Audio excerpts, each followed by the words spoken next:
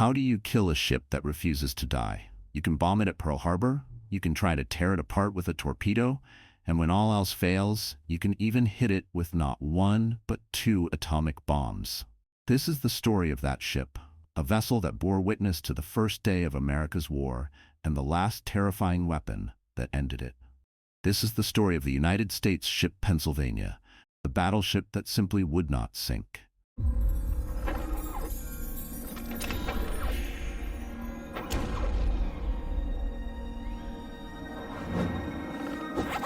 Launched in 1915, the USS Pennsylvania was more than just a ship. She was a statement. The lead vessel of her class of super dreadnoughts, she and her sister, the Arizona, were the pride of the United States Navy. When she was commissioned, she was one of the most powerful warships on the planet. Her main battery consisted of 12 massive 14-inch guns, housed in 4 triple turrets, 2 forward and 2 aft. This was a fearsome concentration of firepower, capable of hurling armor-piercing shells weighing over 1,500 pounds, about 680 kilograms, across nearly 21 miles, about 34 kilometers of ocean. Her design incorporated the revolutionary all-or-nothing armor scheme. This concept abandoned the idea of lightly armoring the entire ship and instead concentrated extremely thick steel plating around the vessel's vital areas: the magazines, engines, and command centers.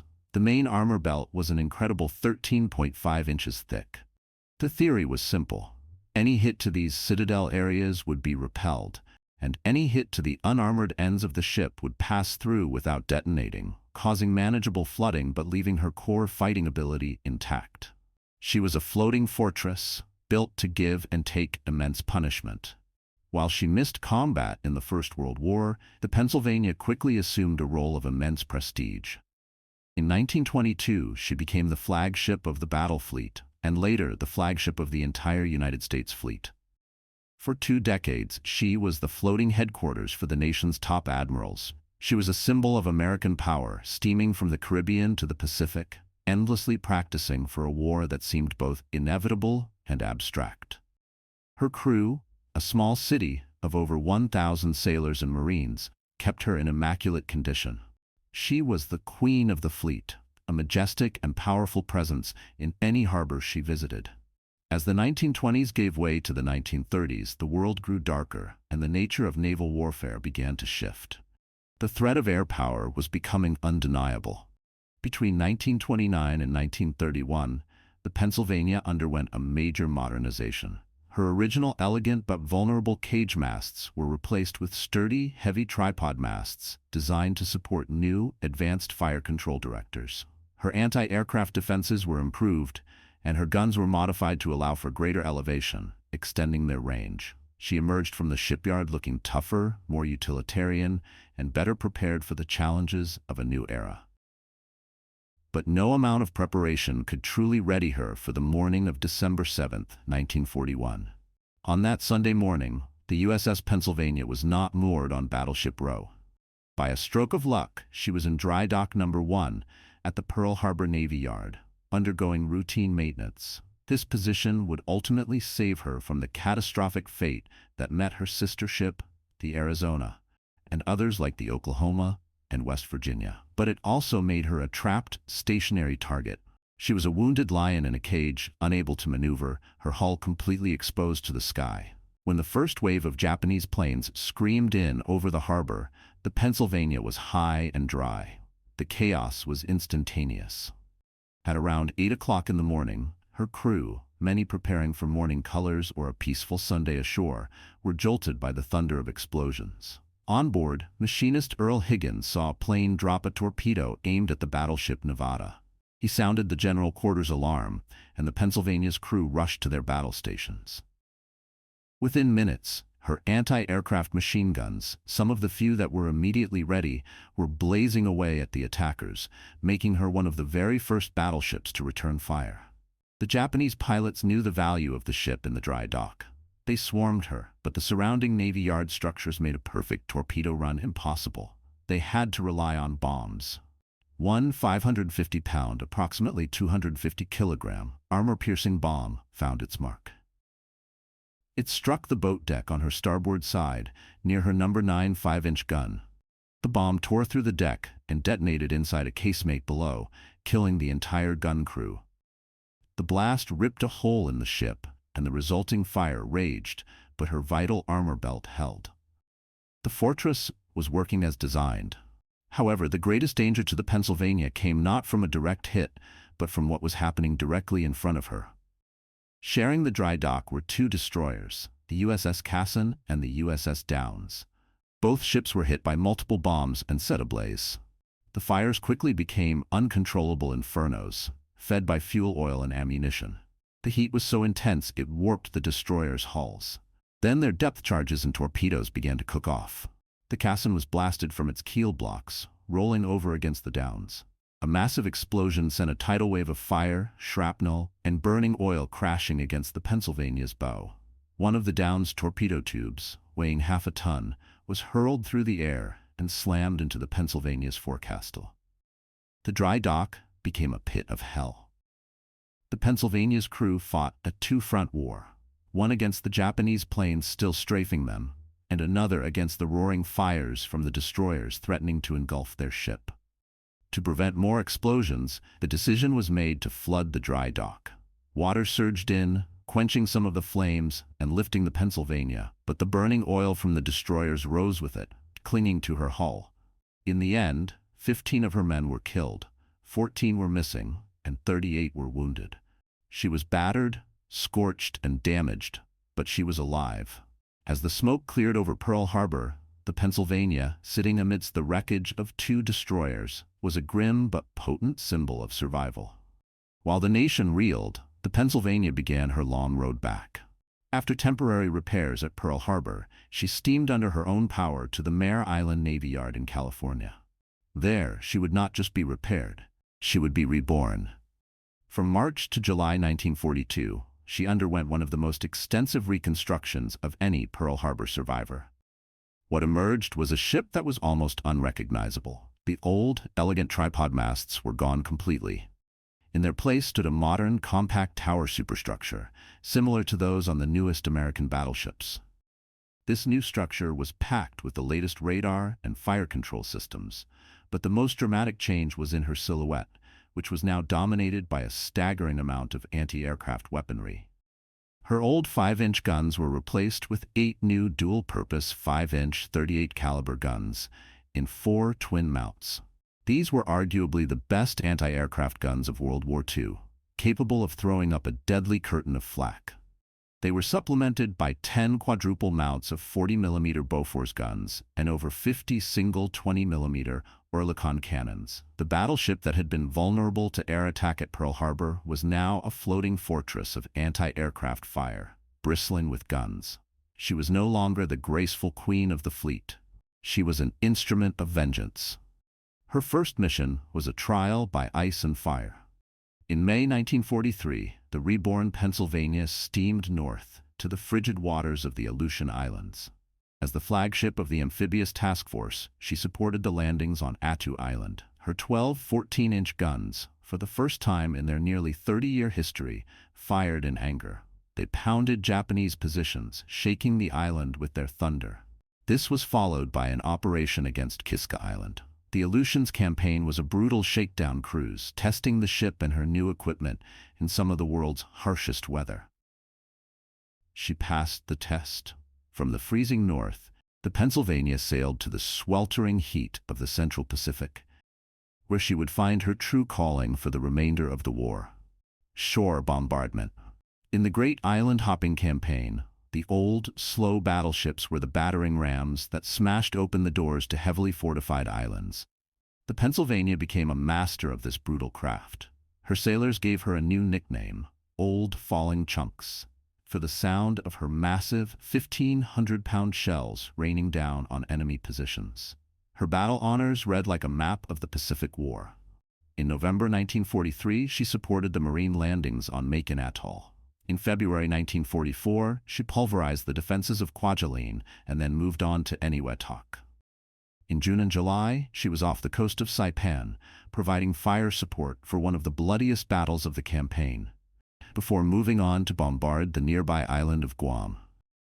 Her new radars and fire control systems allowed her to deliver pinpoint accurate fire, day or night, sometimes firing for days on end, turning bunkers, gun emplacements, and entire trench systems into dust. In October 1944, the Pennsylvania was part of the massive American Armada supporting the invasion of the Philippines at Leyte.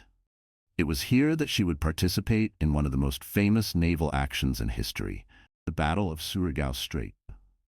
On the night of October 24th, a Japanese southern force consisting of 2 battleships, a heavy cruiser, and 4 destroyers attempted to force its way through the strait to attack the vulnerable American landing beaches. But American intelligence knew they were coming. Waiting for them was the battle line of Rear Admiral Jesse Oldendorf, a force composed of 6 American battleships, 5 of which, including the Pennsylvania, were survivors of Pearl Harbor. It was a moment of supreme historical irony. The ghosts of Pearl Harbor were waiting in the dark for their revenge. Oldendorf positioned his ships in a line across the northern exit of the strait, a classic naval maneuver known as crossing the T. This allowed the American ships to bring all of their main guns to bear on the approaching Japanese column, which could only fire its forward-facing guns in return.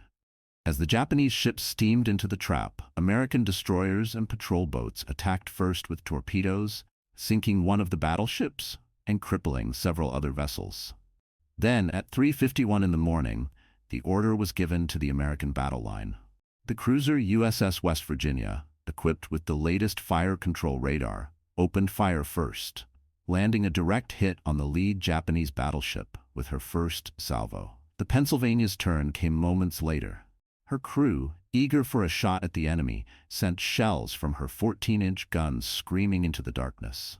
However, her older Mark III radar system was less effective than the new systems on the other battleships, and she had trouble distinguishing valid targets amidst the chaos and the land masses on her screen. She fired for a few minutes before being ordered to cease fire to conserve ammunition and avoid hitting friendly ships. While she may not have scored any direct hits, she was there. She had participated in the last direct engagement between battleships in naval history, a final, thunderous salute to the age of the dreadnought. The Japanese force was annihilated. The war was not over for the Pennsylvania. She continued her punishing shore bombardment duties in support of the Lingayen Gulf landings in January 1945. Here, she witnessed the terrifying full fury of the kamikaze attacks, with her gunners constantly scanning the skies for suicide planes. She survived this ordeal unscathed and, after a refit in San Francisco, returned to the fleet for the final push against Japan. On August 12, 1945, just 3 days before the official surrender of Japan, the war found the Pennsylvania one last time. While at anchor in Buckner Bay, Okinawa, a lone Japanese torpedo bomber managed to slip through the defensive screen in the dead of night. The plane, flying low and fast, released its single torpedo. It struck the Pennsylvania on her starboard stern. The explosion was catastrophic. It ripped a hole in her hull that was roughly 30 feet, about 9 meters in diameter. The aft section of the ship was instantly flooded with thousands of tons of seawater. 3 of her 4 propeller shafts were destroyed, and the compartments for her steering gear were completely wrecked. 31 of her sailors were killed or went missing in the blast and the subsequent flooding. The old battleship was grievously wounded.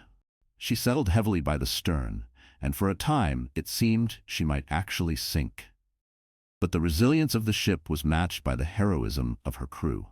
Damage control parties worked furiously in the dark, flooded compartments, shoring up bulkheads and containing the flooding. Their tireless efforts saved the ship. The Pennsylvania was down, but she was not out. She was towed to a shallow anchorage where temporary repairs were made. 3 days later, the war was over. The crippled giant began the long, slow tow back towards home, a final, painful journey for a ship that had given so much. The end of World War II meant the end of the line for most of the old battleships. They were too slow, too manpower intensive, and had been superseded by the aircraft carrier. For the Pennsylvania, badly damaged and nearly 30 years old, there was no future in the peacetime Navy.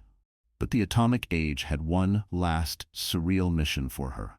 She, along with dozens of other surplus warships, was designated as a target vessel for Operation Crossroads, the post-war atomic bomb tests at Bikini Atoll in the Marshall Islands. In the summer of 1946, the veteran of Pearl Harbor found herself anchored in a lagoon, awaiting nuclear fire. On July 1st, she endured Test Able, an airburst detonation of an atomic bomb similar to the one dropped on Hiroshima. The bomb missed its target, the battleship Nevada, and exploded relatively far from the Pennsylvania. She sustained only superficial damage. 3 weeks later came Test Baker. This was an underwater detonation, a new and terrifying type of nuclear explosion. A bomb was suspended 90 feet, about 27 meters below the surface of the lagoon.